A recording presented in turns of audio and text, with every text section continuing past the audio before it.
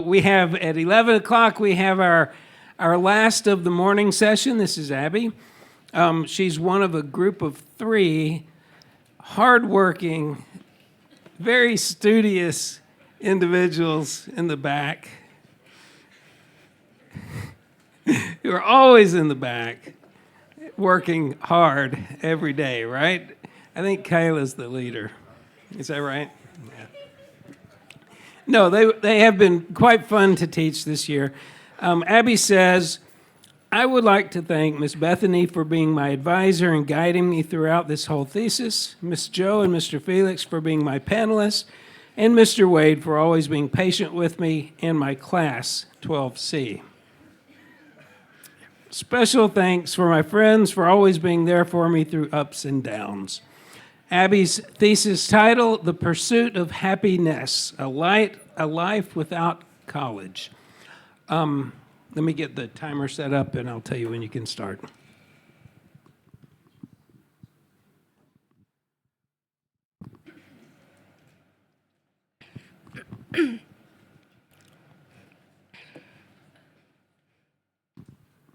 All right, you can start when ready.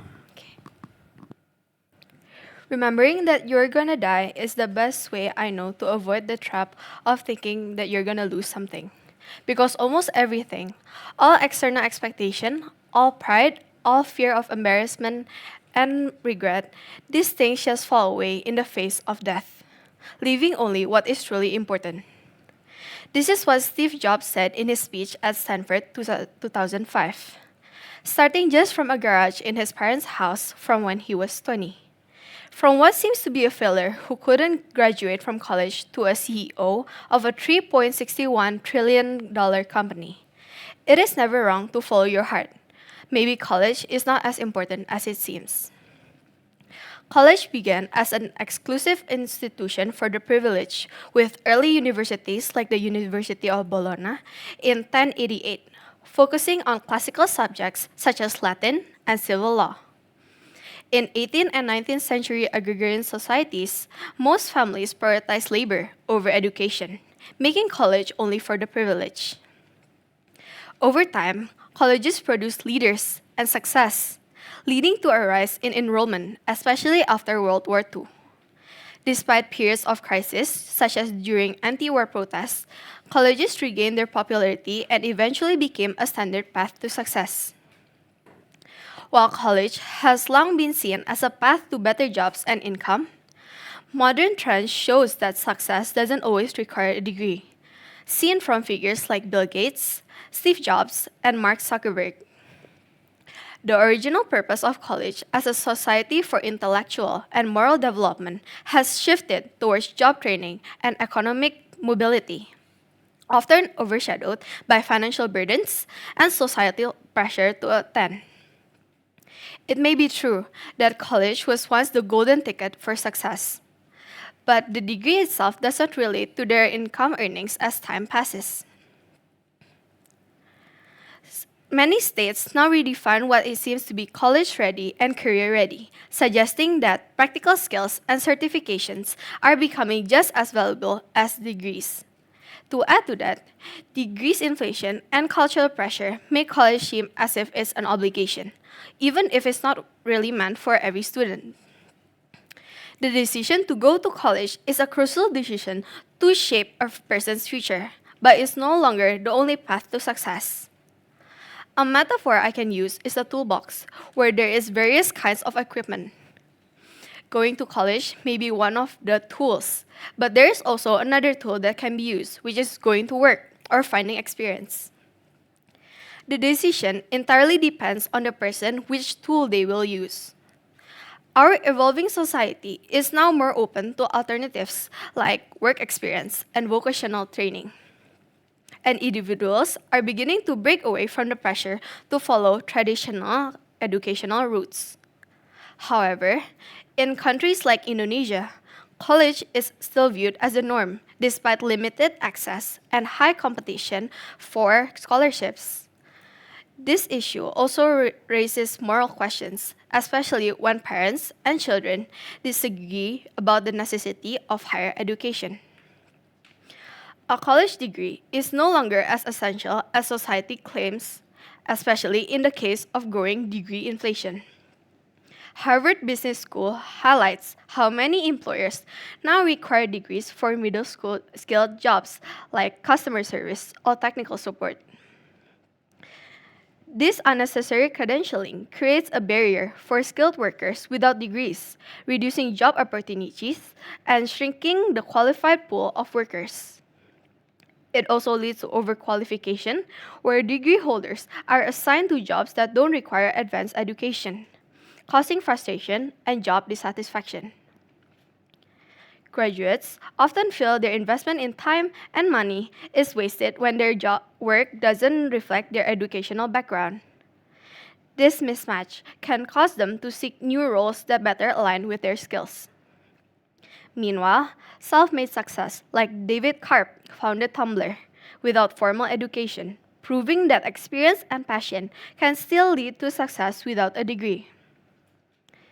Degree inflation affects job seekers as well, placing a significant financial burden on companies. As more roles unnecessarily require college degrees, employers are pressured to meet higher wage expectations from degree holders, even with no change in job complexity or skill demands. This leads to overpayment and inflated labor costs without a corresponding increase in productivity or job performance. Additionally, this cycle of overqualification and job dissatisfaction often leads to a waste of companies' funds, forcing business to spend more on recruitment and training. These added costs strain company budgets and disrupt overall efficiency. Over time, degree and wage inflation can negatively impact the economic flow of the country by undervaluing education and weakening workforce stability. Degree inflation not only adds financial strain, but also restricts access to employment, especially for individuals from low income backgrounds. Many skilled candidates who lack the conditions to attend college are shut out from jobs they're fully capable of doing. This limits social mobility, particularly for those trying to break the cycle of poverty through working actual jobs. Companies also suffer from these new hiring standards by losing out on diverse perspectives and practical talents that non-degree holders can offer. Harvard highlights how reduced diversity due to degree inflation can hinder innovation and adaptability. By removing unnecessary degree requirements, business can dive into a broader talent pool and build more inclusive and diverse teams. Success stories like Steve Jobs shows that passion and self-education can be just as powerful as formal studies in progress and creativity. Why choose college when there is another, more affordable and effective way to achieve success? Alternative education pathways, such as certificates, apprenticeships, and associate degrees, offer cost-effective and practical routes to a career success, especially for those unable to afford a traditional four-year college. These programs focus on job-specific skills, often leading to stable, well-paying jobs without the burden of student debt. Georgetown University research shows that this alternative can prepare individuals just as effectively for work as bachelor's degree. For students from low-income backgrounds, options like community colleges and apprenticeships make education more accessible while allowing them to earn more during training. Unlike college, who can feel like a gamble with no job guarantee, the shorter programs provide a more direct and affordable path to employment. The metaphor of college as a highway reminds us that while it's the most common route, it's not the only one. Scenic or alternative routes can lead to the same destination, sometimes even more efficiently. Recognizing the value of these diverse paths helps break the one-size-fits-all mindset around education and opens more doors for success. Alternative pathways offer industry-recognized credentials that can lead to stable and well-paying careers, especially in high-demand fields like healthcare, IT, or trades. Research from Georgetown University shows that certificate holders can earn salaries equal to or even higher than some bachelor degree graduates, particularly in fields where practical skills are prioritized. For example, registered nurses with associate degrees can earn around $70,000 annually, while certificate holders in IT and trades can start at $60,000 with a possibility to earn more. These career paths offer both financial security and job stability, as they are tied to constantly needed services. During the COVID 19 pandemic, workers in healthcare and tech industries remain essential, highlighting the stability of these professions. Meanwhile, many college graduates face underemployment or struggle to find roles that match their level of education. Ultimately, alternative credentials gives us a more realistic option for achieving career success without a four-year degree. Alternative pathways focus on providing job-specific skills that directly align with industry needs, making graduates highly employable. Many programs emphasize hands-on training, ensuring that individuals gain practical experience rather than just theoretical knowledge. For example, certificates in IT, such as cybersecurity, teach critical skills needed to prevent cyber attacks, while apprenticeships in fields like construction provide training in machinery operation and safety protocols, preparing workers to provide from day one. These specialized programs equip graduates with the exact skills employers are looking for, reducing the need for additional training. As industries like healthcare and technology face a shortage of skilled workers, alternative education paths help find these needs. Employers value these credentials because they prepare candidates to meet industry demands, saving time and resource compared to traditional college degrees. This leads to individuals with alternative credentials often facing fewer hiring challenges, making them more attractive to potential employers. Many people believe a college degree guarantees a stable, high paying job, but this assumption often proves to be false after graduation.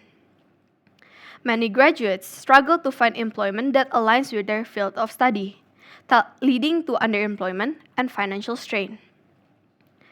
A key reason is that traditional college programs often lack practical, job specific training, leaving students unprepared for the work life. In fact, only 34% of students feel their college education adequately prepared them for a successful career. Degrees in fields like business, psychology, and liberal arts may offer academic value that often fail to teach industry relevant skills, forcing students to seek costly additional training. This gap between education and workforce needs increased student depth and delays entry into meaningful careers. Graduates struggle to find jobs in their field because industry evolves faster than universities can update their curriculum. Rapid advancement in AI and technology mean that today's job market demands that may not have existed just a decade ago. Over 50% of current job skills fall into this category. Fields like cybersecurity, AI, and digital marketing are growing quickly, but many universities still rely on outdated methods that no longer meet current industry needs.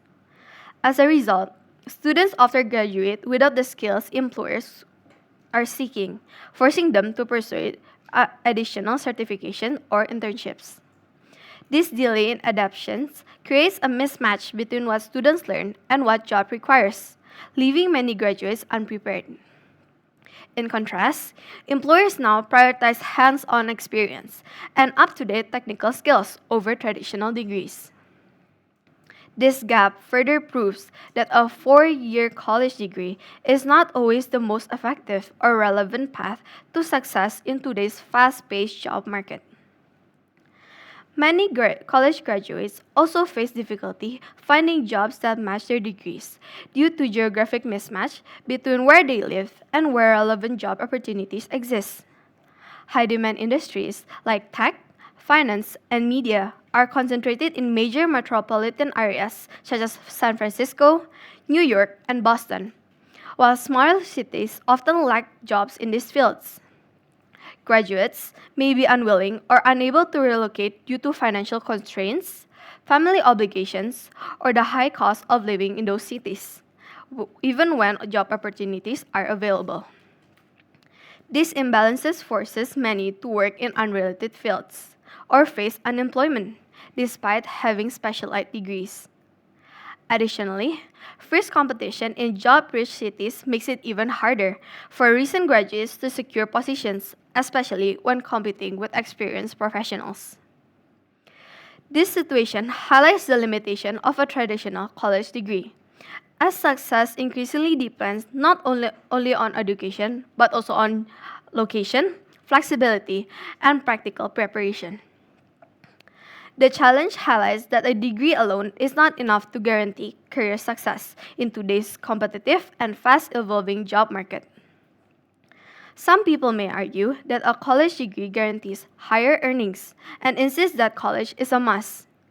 However, this argument doesn't take account of differences across fields. While science and technology degrees may lead to high paying jobs, graduates in humanities or social science often face underemployment or low wages.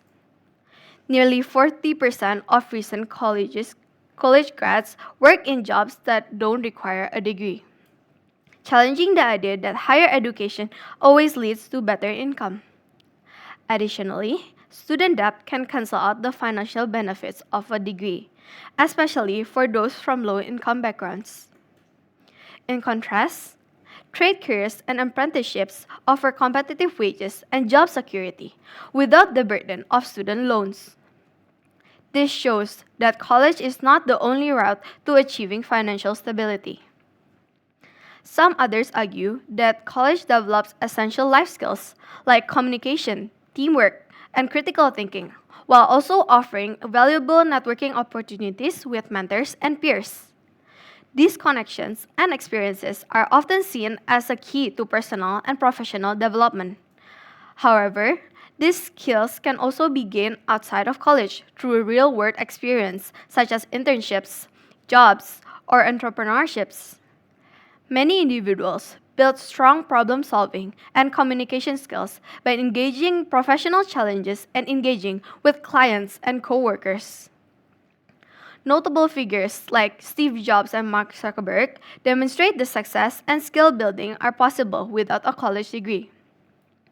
This suggests that while college may offer a helpful environment, it is not the only way to develop essential career skills. In summary, college is no longer the only path to success. Degree inflation has reduced the value of college education, leaving many graduates underemployed or working in fields unrelated to their studies. At the same time, alternative pathways like apprenticeships, certifications, and associate degrees offer more targeted industry specific training without the burden of student debt. As graduates struggle to find jobs aligned with their education, it's clear that a college diploma no longer guarantees career success. Imagine a young, ambitious student, full of talent and determination, yet pressed by society's expectation that a 4-year degree is the only path for success. They take on overwhelming student debt and sit through years of college, only to end up into the job market that does not welcome them as expected. All those wasted talents only for them to lose their potential just because of college. How many dreams have been destroyed by the belief that a degree is the only key for success? How many brilliant students have been missed because they chose a different way to learn and grow? Now is the time. It is the time to leave behind the outdated thinking that college is a must. Let students grow and build their future, not stuck in a classroom, instead, with freedom to define their own success on their own. College should be a choice, not mandatory. College is not a must for everyone. Thank you.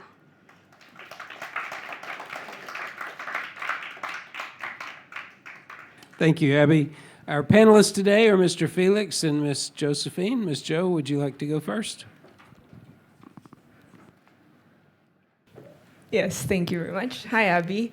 Hi, Miss. Are you nervous? Okay. Thank you for your presentation. We'll start. Okay. One of my a little bit of I can say it's not a problem. It's just I have a major question regarding the mismatch. You've mentioned there is major mismatch. There's also geographic mismatch with between the majors and where they work or what they work in, right? Okay. For the major mismatch, why is it a problem that someone taking a certain major in their college and then working not in the same field? Why is that a problem? Okay, thank you for the question, Miss. For that being a problem, because it can be seen as wasted potential as they spend like 4 years on their college, especially with amount of student debt, with that how long they learn and those materials they study, but it's not useful for their job. So as they work in jobs that are different with their fields they're good in, it is like wasted money or maybe wasted potential that they tried to expect from when they were learning in college. Okay, so are those 4 years of college just a waste because what they learned are not necessarily implemented in their jobs? Is that what you're saying? Okay, just an FYI, I think most teachers here are also not from education backgrounds. Like, okay, I went to mechanical engineering and now I'm a teacher, but at least in my opinion, I don't think it's a waste of time because if you think, let's think about this. If you're in college, are we just learning the major itself, or do you think that there are more things than what the materials that are taught by the lecturers? For me, there is also like the skills to with communication with other students. But for me, I think like for example, you work in mechanical engineering. It may be like more efficient if maybe your college was in education and there's like a side subject that you can learn for mechanical engineering since it can be more beneficial for you now and more helpful. Okay, now since we're in this topic, since now I'm a teacher, can't I just learn how to be a teacher and educate people now? Like through these certificates, these accreditation programs, let's say, or whatever trainings that we have currently, can't I learn to be a teacher now? Yes, for that, for your point, it is true. But because of that, you receive additional training, right, Miss? That means it adds more funds for the school instead of for people who already learned those basics from like their base education in college. Okay, all right. Now, about the geographic mismatch, right? You're saying about graduates not having their job opportunities and where they live. Is that true? Maybe it's more like they have higher potential in bigger cities. Like my example, such as San Francisco, New York, or Boston, compared to maybe, for example, if someone is living in a smaller country, no, smaller city, it we can say the wage expectation are way lower in smaller countries instead of bigger cities. Okay, now in your context, let's bring it to Indonesia. Okay, if we're talking about Indonesia, yes, Jakarta, Surabaya, those are the big cities, Yeah. whereas most people are still from the urban cities, the smaller cities, right? Now, because there are less opportunities in the smaller cities, don't you think by getting a college degree in the bigger cities and then going back to the smaller cities and then developing things in the smaller cities with the information or the things they've learned in college, would that be developing the smaller cities? Thank you for the question, Miss. In that context, I think it might be helpful for developing the smaller cities. But in fact, I think it highly depends on the person's income. For example, if they come from smaller cities, it possibly means that they have lower, not definitely, but possibly they earn more at less in that small cities. And by going to the big cities, it may strain them by financially using student debt, as it is more expensive on bigger cities instead of smaller cities. Okay, but then let's say the person works first in the big city, and then he or she earns high salaries. And then because we love Indonesia, we want to go back and give back what we've learned from universities, and then, develop some things in their hometowns, let's say. Yeah. Wouldn't that be better with a college degree? Because whereas if you don't have any college degree, how would you do that?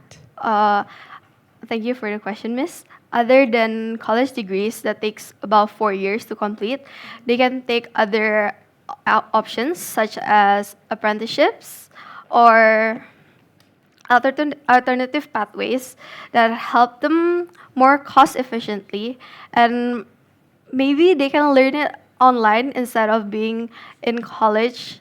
Like you said, they're studying in bigger cities, right? So maybe they can learn from their smaller cities online through those internships and earn their knowledge to expand the smaller cities. Okay, on to the next question. Still about the alternative pathways, since you said something about specialized certificates and whatnot. Yes, most graduates also need to take these specialized certificates when they are in the workforce. That is true. Now, my question is, these are usually, there is something about hands-on training and all that. Yeah. For you to be, let's say, a mechanic or to be a worker, let's say, yes, you need these hands-on trainings. But if we're talking about going up the career ladder, won't someone want to go up and, let's say, be a manager and go up the positions? And in order for you to do that, don't you need some qualifications or some sort, let's say, a degree? Okay. Thank you for the question, Miss. As you saying, like going up the ladder, it can be as they first always start as the bottom because they start from bottom to go to the top. I think they can earn more experience and they don't need to waste like 4 years only for college. As most college, such as me, as I'm going to China, I'm not allowed to work during that 4 year college. And I think for me, that kind of hinders me in trying to include myself in the working community. And I think it's an essential baseline so I can start going up myself. Sorry, so what is the essential baseline again? So it starts from, internships or like that. And you don't need to waste 4 years to go up the ladder. You can go with others, like associate degrees that only like 2 year degrees. That's also better than 4 year degrees. Yeah. So then is your problem with the 4 years of college and not the 2 years of college? Yes, because for the 2 year degrees, they focus more on the skill set, where there is a range of skills abilities, while this thesis focuses more on the 4 year college. Okay, we need to move to Mr. Felix. Hi, Abby. Ayun, sir. That was a good oration. I really, everything was clear, so well done there. I just want to continue to work on something that Miss Jo started earlier. So I'm just thinking, right? If we have a college degree, don't you think that increases our credibility? Would you believe someone that gives you medical advice if they don't have a medical degree background, or would you believe that person more if they have a medical degree? What do you think? Okay, thank you for the question, mister. I think it depends on how we view it. As my thesis talks about it, exposes people more on the alternative routes other than degrees, I think this thesis can help open more eyes that not only college is the baseline for working, but it can be other paths that can help us to gain education in other ways. Okay. So, like both Miss Jo and I are alumni of the school. So, do you think that when we graduate from SOR, can we teach grammar school immediately? We just need the training, right? What do you think? Thank you for the question, Mister. For me, that's not how it is because this thesis it doesn't say that they shouldn't go to college. My thesis is talking about they don't have to go to college, but they need to take the responsibility for being able to prepare themselves for work life. And there's other options other than college that they can gain other than directly going to college. Right. So I'm not saying that we should not go to college, right? That's not what I'm implying that you're saying. But I'm just asking, like, is teaching a profession you think that needs a degree, or do you think like training is enough? And so I'm just asking you, like, where's the line here? Okay. The line is more to specialized training, maybe not only basic training, because once we graduate from high school, maybe we have already basics, but we haven't learned the specific job requirements of teaching, as it involves other students as well and other people. So we need to learn how to manage ourselves to teach other people instead of only gaining the experience from only a student. Yeah. Okay. So the next thing I would like you to defend is your choice of topic, actually. So when I read your thesis, my thinking is just, when has it ever been a norm that people should go to college in the first place? It's Okay. always been the person's choice. So where's the controversy relating to your topic? Okay. Thank you for the question, Mister.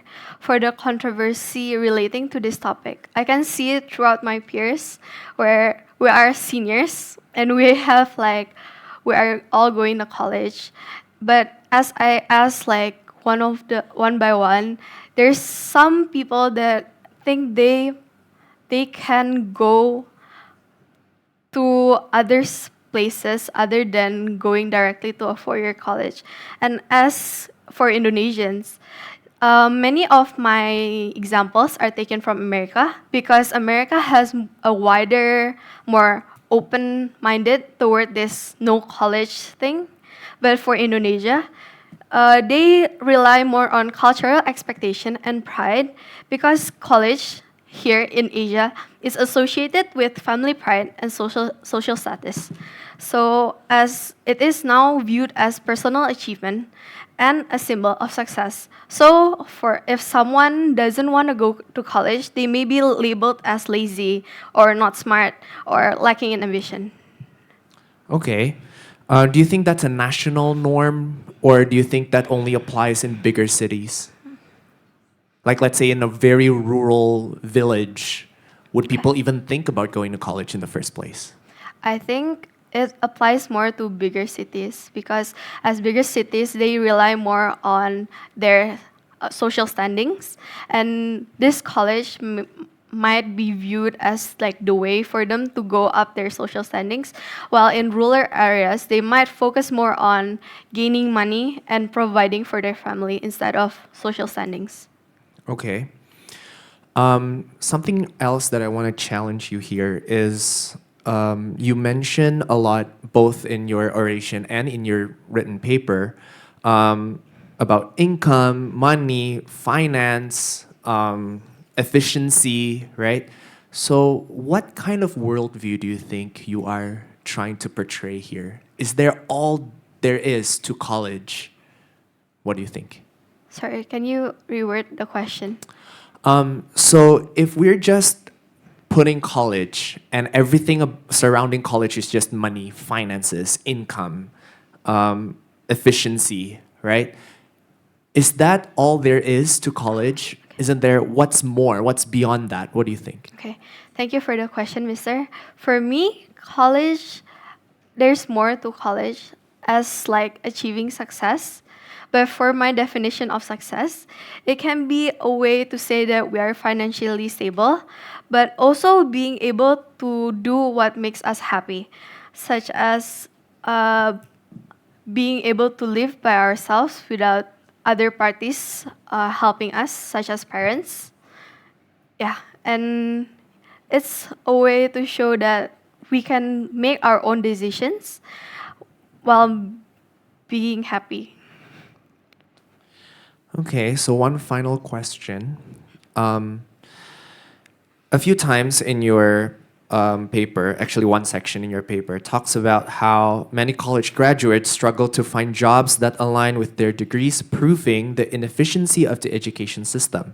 And then one more time, the struggle experienced by graduates with college degrees to find jobs in today's job market proves that college or university is not necessary for everyone. So what I'm going to ask you to do is please help us make that connection. How does struggling college graduates to find jobs that align with their degrees prove the inefficiency of the education system? How does that connect? Sorry, can you repeat the question? So you've written that many college graduates struggle to find jobs that align with their degrees, proving the inefficiency of the education system. Okay. How does that relate? Because the education system is supposed to prepare us for the work life, but because of the inefficiency of the college, the mismatch between us and our education. Sorry, what is your first question, mister? So it says many college graduates struggle to find jobs that align with their degree. So it's about Okay. alignment, Okay. right? So why is the mismatching of the alignment prove how does that prove the inefficiency of the education system? That's my Okay. question. Because it's supposed to prepare us for work. College is supposed to prepare us for our work, but as it doesn't align with what we're actually studying, it proves how inefficient that our money we spend on going to college and spending all our time in college, like 4 years, it can be seen as a little waste in our time. Okay, I think that's all for me. Thank you. Okay. Thank you, Abby. I have a couple more questions. And so I'm going to actually extend a little bit on what Felix just was trying to work at. So what exactly would you say is the purpose of university only about making money later? Is it only about getting a job later? Or could there be more to college degree than that? Okay, thank you for the question, Mr. Wade. It can be more than that, such as doing what proving to our parents that their investment in us is worth it, and like following the expectations set from our parents. Yeah. Okay. And maybe even proving to a future employer that you have the ability to succeed in things, possibly, right? Even if it's not aligned with even if your degree is not aligned with that job. Is that possible? Yes, that's possible. And so what if you're someone who has this intense interest in Belgian theology and wants to move away to Belgium and study Belgian theology, but they don't plan on doing that for a living, right? What would you say to that person? I think it. Are they wasting their time? Thank you for the question, mister. I think it depends on the person, as if it makes them happy that they chose to study theology, they should do it because it's their own decision and they understand their own risks of taking that college, so they might understand that what they're fully putting themselves into. Okay, and one more question from one of your peers. Do you want to go to college? Okay. Thank you for the question, mister. In fact, I don't really want to go to college. But this is the main reason why I make this thesis. But I know that for now I'm forced to go to college, so I will just go to college. Yes, And what will you major in? I will major in business. Okay, good. And it might be useful. All right. So thank you, Abby. Your time is up. We will meet over here with your friends and family and panelists and advisor or anyone else who wants to be part of the photos.